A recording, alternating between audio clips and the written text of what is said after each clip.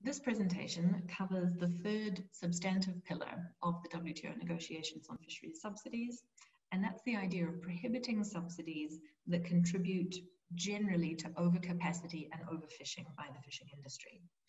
It'll review the approaches on the table and will identify and discuss some of the key decisions currently facing negotiators as we understand them.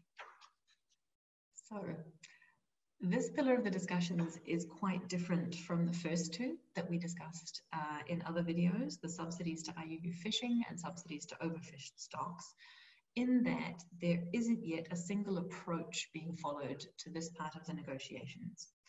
So there are proposals on the table that suggest different versions of qualitative rules on subsidies, and there are also different proposals for quantitative rules on subsidies, rules that would set numerical limits on some kinds of subsidies according to different processes, either formulas or negotiation.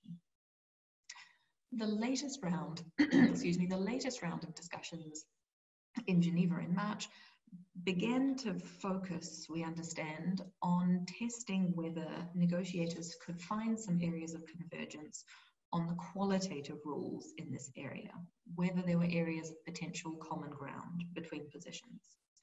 So we think it's helpful to start our discussion of the key decisions with this first key decision.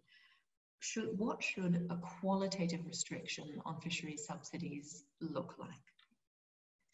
And the first bullet point on this slide actually summarizes a number of different options that are in different proposals to prohibit subsidies that contribute to overcapacity and overfishing. So if that's our broad idea, to prohibit subsidies that contribute to overcapacity and overfishing, there are essentially two subparts or two sub-questions to that. And the first, which is in the sort of the mini column on the left, is what subsidies this rule should prohibit. Should it start by prohibiting all subsidies provided, or should it start by focusing just on the subsidies that reduce the operational and capital costs of fishing? So to give you examples, an operational cost of fishing might be the cost of fuel, which is used as fishers move. A capital cost might be the cost of buying a new engine for a boat, for example.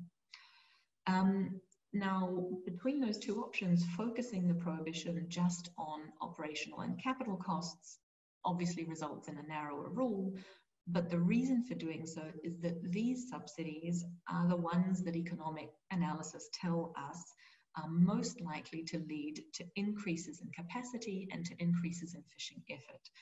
And so are the subsidies most likely to contribute to overcapacity and overfishing. So that's one subpart of this decision and how it might be designed. The second part, which is in the sort of the mini column on the right, is when should those subsidies be prohibited, under what circumstances? And again, there are different options on the table and different proposals.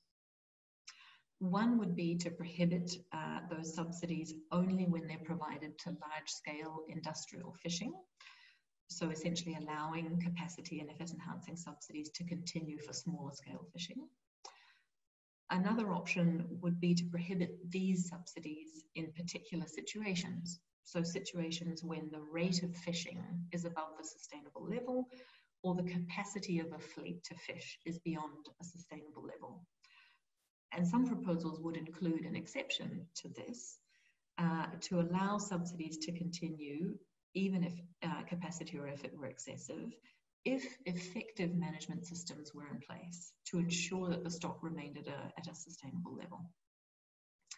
So a third option for the circumstance in which the subsidies would be prohibited is where fisheries management is in place that meets certain characteristics.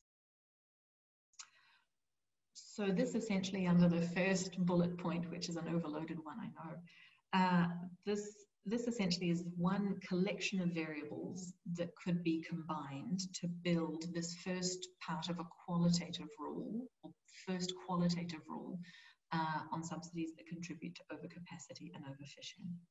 Now, a further variable that's been discussed also in this context is the idea of including a green box or a list of allowable subsidies that could continue notwithstanding the rule. And we'll get to that discussion a little bit later.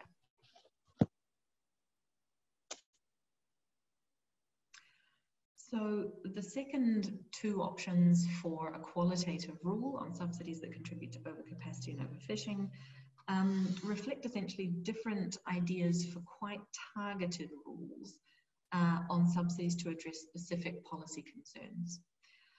And the first is the idea of prohibiting subsidies to fishing in areas beyond national jurisdiction, which is understood to mean areas of the sea beyond a coastal state's exclusive economic zone. So that's from the coast 200 nautical miles out into open water. And there are, I think, a couple of sort of sub-decisions here if members were to choose to include this rule. The first is whether this rule covers only some types of subsidies. So the rule could focus on subsidies that are contingent on long-range fishing, subsidies focused on that long-range fishing. Or the rule could be kept broader to cover all subsidies that benefit this long-range fishing, even if the subsidy is not designed to focus on that kind of fishing. A second sub-decision within this rule is whether the rule would cover only subsidies to fishing in some places. So the rule could be designed to prohibit subsidies to fishing on the high seas unless that fishing fell within the geographical control of a regional fisheries management organization, for example.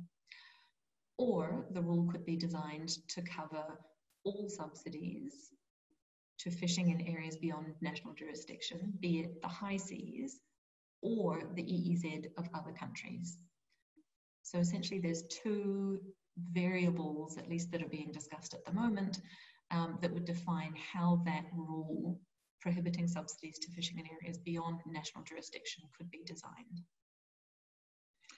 And one point perhaps of context to include here is that at least for very large scale fleets, based on the data we've seen, around 70% of fishing effort in terms of the hours fished takes place within fleets' own domestic waters, so their own country's exclusive economic zones. About 15% of large-scale fishing is focused on fishing on the high seas, so that's in terms of hours fished, and another 15% or so of time is spent fishing in other countries' exclusive economic zones. One interesting sort of fact, though, between the 15% of time that's spent on the high seas and the additional 15% of time that's spent in other countries' EEZs, the amount of time that's spent on the high seas seems to be spent by a relatively small number of vessels fishing very intensively. So the last idea here at the very bottom of the slide is that of prohibiting subsidies to reflagged vessels. So essentially vessels that receive subsidies from one government but fly the flag of another government, another country, when they fish.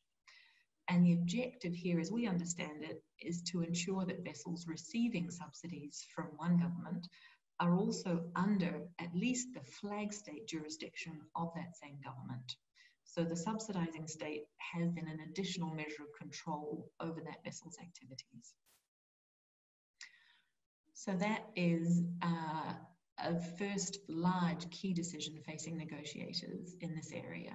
What kind of qualitative restrictions should apply to fisheries subsidies that potentially contribute to overcapacity and overfishing? The second key decision, foreshadowed a bit earlier, is whether this agreement should also include quantitative limits on fisheries subsidies, as well as the qualitative limits we've just discussed. And if the agreement should contain quantitative or numerical limits on subsidies, how these should be designed. And again, there are several different options reflecting different ways in which numerical limits or caps and commitments to reduce subsidies could be set for different members.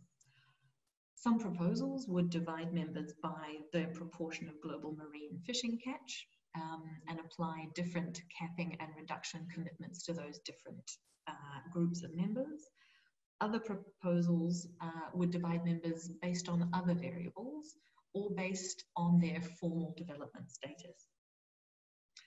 The basic idea that I think is reflected, at least in some of these, is that those members whose fleets are responsible for larger proportions of marine catch should undertake stricter numerical limits on subsidies, and those members whose fleets are responsible for smaller proportions of global catch should be subject to less restrictions, less numerical restrictions on their levels of subsidies, or no restrictions at all.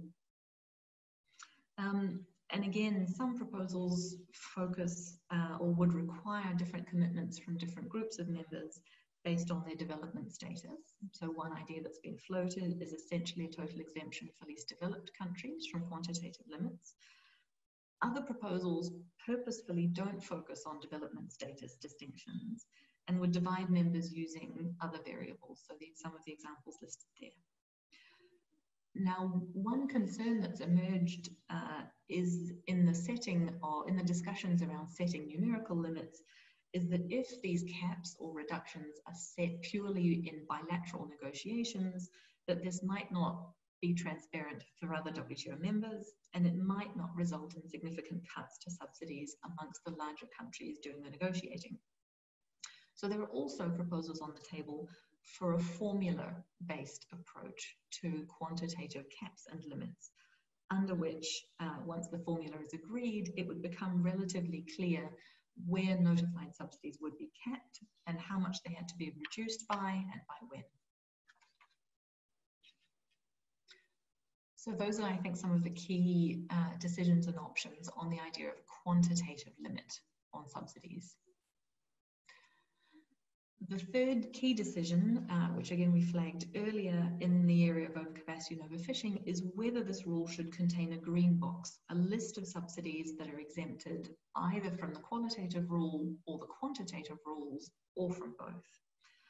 Now, some members argue that some subsidies don't contribute to overcapacity or overfishing, and that a green box listing some allowable kinds of subsidies would give their administrations useful certainty about the kinds of support they can provide to their fishing sector. Other members, though, are very wary of including a list of subsidies that are deemed not to be harmful, deemed not to contribute to overcapacity and overfishing, arguing that many of these kinds of subsidies can contribute to overcapacity or overfishing if they're poorly designed. So a green box, if members chose to include one, could be built to exempt some subsidies from the qualitative rules or to exempt some subsidies from quantitative limits, or both. It could be drafted to be conditional or restricted in some way, so that if a subsidy did turn out to contribute to overcapacity or overfishing, it could still be challenged. And members have a range of ideas about what could be included in a potential green box, some of which are listed here on the slide. It would seem, at least from our perspective, that for any element that might be included in a green box, it would be very important to ensure the subsidy allowed is described very carefully, so that to fit within the exception, the subsidy had to be designed to minimize any risk that it would contribute to overcapacity and to overfishing. So, key decision 4 in the overcapacity and overfishing pillar, and this is one of the most difficult in the entire negotiation, is what special and differential treatment might be appropriate and effective for this third pillar of the agreement. And perhaps to start with a point of commentary, the special and differential treatment discussion in these negotiations is particularly challenging because many of the world's largest fishing fleets and largest subsidies come from developing country members. This means that the traditional approach of requiring considerably lower levels of subsidy commitment from all developing country members as a bloc risks undermining the overall effectiveness of the rules. On the other hand, it's also argued that there is still a need for special and differential treatment to allow space for developing country members to achieve policy goals, including food security, employment, and potentially building domestic fleets, for example, where resources are underexploited. Now, exactly what special and differential treatment is required or is effective and appropriate in these circumstances exactly what the design of it is going to depend on the shape of the rule. But there are several options that have already been tabled and discussed that are summarized here. So these include flexibilities that would lead to the same level of commitments being taken by all members, but on different timeframes, or with assistance for implementation. They also include flexibilities that would allow developing country members to continue to provide subsidies that are otherwise prohibited in some geographic areas, the territorial sea or the EEZ, or for small-scale fishing.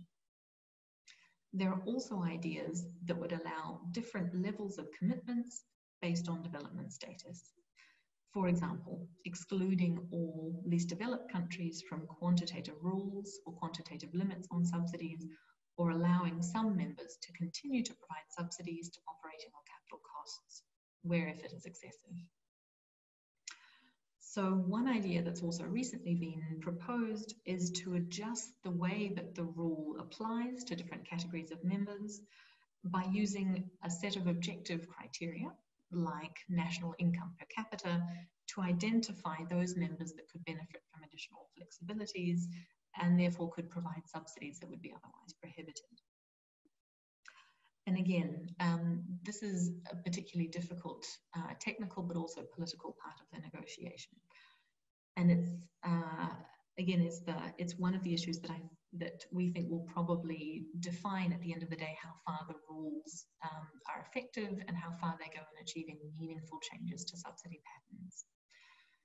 So again, as a brief recap before I close and ask for questions and comments, the first key decision: what should the shape of a qualitative rule on subsidies be in the overcapacity and overfishing subsidies pillar? The second broad rule: what should the shape of a quantitative set of restrictions on subsidies be, if that's included in addition to qualitative rules? Should there be a green box listing some allowable subsidies? And if so, what should it look like and how should it be drafted? And the fourth key decision: what special and differential treatment should be applied for developing country members in the context potentially of those three aspects of a prohibition?